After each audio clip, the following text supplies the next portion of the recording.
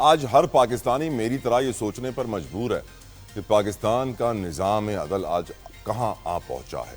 آج ہم دیکھتے ہیں کہ 9 مئی کے بعد پی ٹی آئی کے کچھ ورکرز جو 2 سالوں سے زیادہ قید گزار چکے ہیں، جن کو 10 سال کی قید کی سزا تھی، ان کو ہائی کورٹ باعزت بری کر دیتی ہے۔ بالکل اسی طرح جس طرح پشاور ہائی کورٹ نے پہلے مخصوص نشستیں پی ٹی آئی سے لے لی تھیں، پھر سپریم کورٹ نے دے دی تھیں، پھر آئینی بینچ نے واپس لے لی تھیں، لیکن ان عدالتی معاملات ہر پاکستانی یہ سوچنے پر مجبور ہے کب آئین و قانون کی بالادستی ہوگی، کب ہم یہ محسوس کریں گے کہ آئین کے مطابق ہماری جان اور مال کو مکمل تحفظ فراہم کیا جائے گا۔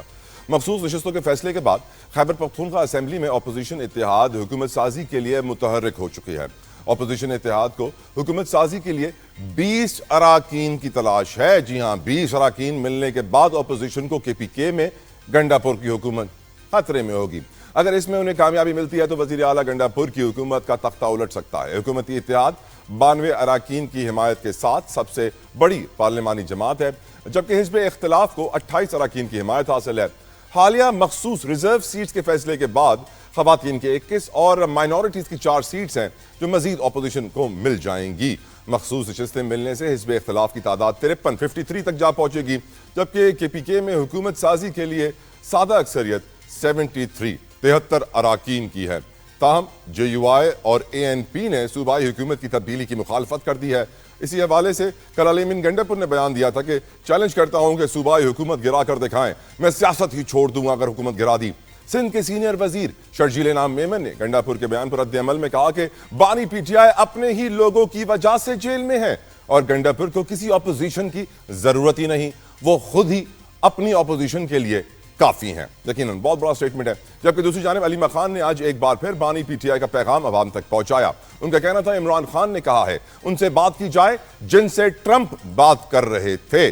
مطلب عمران خان کا اشارہ واضح ہے کیونکہ ڈونلڈ ٹرمپ نے ہمارے سپاہ سالار فیلڈ مارشل صاحب سے ملاقات کی تھی، اسٹیبلشمنٹ سے بات کی تھی، تو ان کا بھی یہی کہنا ہے کہ وہ بھی انہی سے بات کرنا چاہتے ہیں۔ مزید کہا کہ عمران خان موجودہ سسٹم کے خائف ہیں اور کہتے ہیں کہ اگر یہی سسٹم چلتا رہا تو میں پوری زندگی بھی جیل کاٹنے کو تیار ہوں۔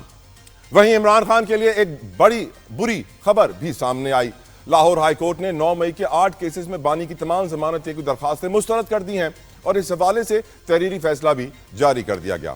تاہم پی ٹی آئی کے 4 ایسے سزا یافتہ کارکنان تھے جن کو اسلام آباد ہائی کورٹ نے ریلیف دیا۔ 9 مئی کے کیسز میں ان کو باعزت بری قرار کر دیا گیا۔ ان کارکنان کو 10 سال کی قید سنائی گئی تھی۔ یقیناً عدالتی معاملات انصاف کا معیار، ہمارا دین ہمیں یہ پیغام دیتا ہے کہ جس سوسائٹی میں انصاف نہیں ہوگا، جو بچوں کے ساتھ زیادتی کرتے ہیں انہیں سر عام پھانسی نہیں دی جائے گی، تب تک ہمارا معاشرہ کبھی ترقی نہیں کر سکتا۔ ختم ہو گئی بات۔ اس کے اوپر گفتگو کریں گے پروگرام میں۔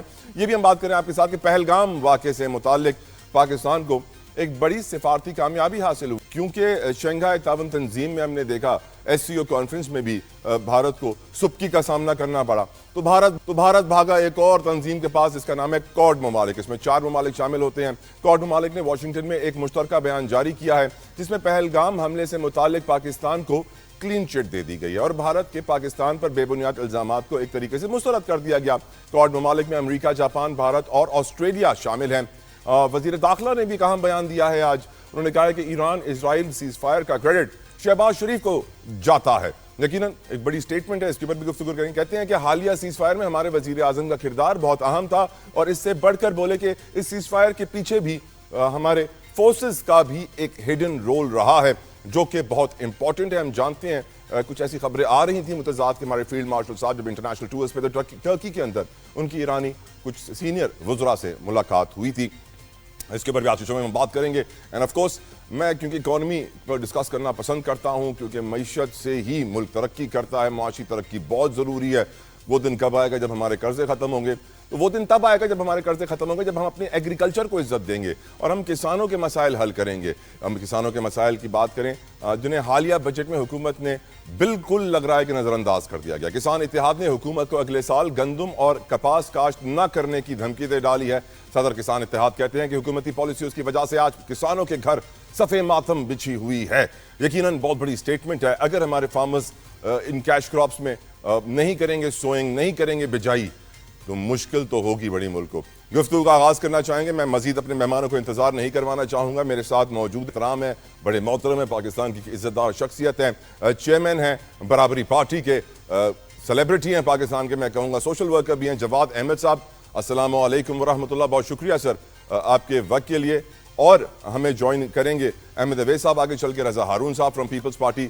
मैं दोनों सारे मेहमानों का बेहद मशकूर हूँ। जवाद साहब, आप, I hope you can hear me well, thank you for your time. Jawad साहब, आप जो है, आपकी पार्टी का नाम है बराबरी पार्टी।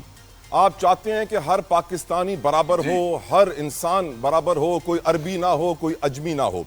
ये जो मौजूदा सियासी निज़ाम है, जिसको कोई हाइब्रिड सिस्टम कहता है, इसको कोई और कुछ और सिस्टम भी कहलाता है, आपकी नज़र में जो इमरान खान कहते हैं कि डेमोक्रेसी से बेहतर है कि पाकिस्तान में बादशाहत आ जाए, इतनी बुरी डेमोक्रेसी है यहाँ पे, आपकी नज़र में हमें डेमोक्रेसी सूट करती है, मोनार्की सूट करती है, और हमारा जो ये हाइब्रिड सिस्टम है, डेमोक्रेटिक सिस्टम है, जो गवर्नमेंट है, how do you see it, form 45 या फॉर्म 47 सर?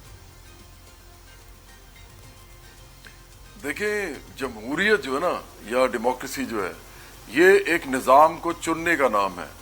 असल चीज़ डेमोक्रेसी नहीं है, असल चीज़ निज़ाम है। पाकिस्तान के अंदर जो निज़ाम है वो इस वक्त अमीरों के हाथ में है, सरमायादारों, जागीरदारों, माफियाज के हाथ में है। हर पार्टी में यही मौजूद है। कुछ अपर मिडिल क्लास के पढ़े लिखे लोग हैं जो कि अपॉर्चुनिस्ट टाइप हैं, लेकिन जो लोअर मिडिल क्लास है और जो वर्किंग क्लास है, मेहनत कश जो है, वो कोई तकरीबन आप समझेंगे इस वक्त 20 करोड़ से ऊपर लोग हैं, लेकिन उनकी कोई रिप्रेजेंटेशन नहीं है पार्लियामेंट के अंदर।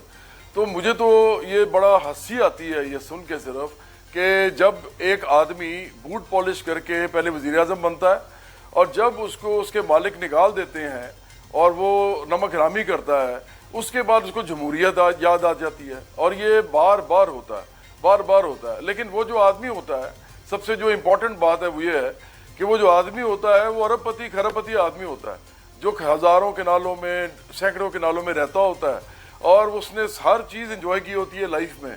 उसको चाहिए होता है सिर्फ कि जो ओहदा भी मिल जाए, ताकि पूरी दुनिया को पता चले मैं वज़ीर आज़म बन गया हूँ। और ये इनके जो स्कैंडल्स होते हैं, जब ये बाहर आते हैं, जब इनको पकड़ा जाता है, क्योंकि फाइलें तो उनकी पहले से बनी होती हैं, तो जब इनके स्कैंडल्स आते हैं तो पता लगता है कि जी ना तो ईमानदार थे, ना नेक थे, ना कुछ और थे। तो ये तो एक तसलसल है जो चल रहा है पाकिस्तान के अंदर।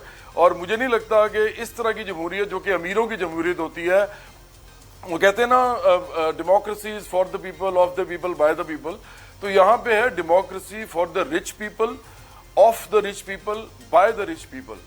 तो ये जब तक ऐसे चलती रही, are you rich enough to be a part of this democracy? Jawad साहब, इतने रईस आप हैं कि आप इस डेमोक्रेसी का हिस्सा बन सके? फिर हम तो इस डेमोक्रेसी को मानते ही नहीं है ना कि हम इसका हिस्सा क्यों बने। हम तो इस डेमोक्रेसी को एक्चुअली सबसे पहले इस पे कन्वर्ट करेंगे कि असल जमहूरियत हो, और लोग जो हैं हम उनको लेके आ सकें, आम लोगों को पार्लियामेंट के अंदर, फिर जमहूरियत होगी ना।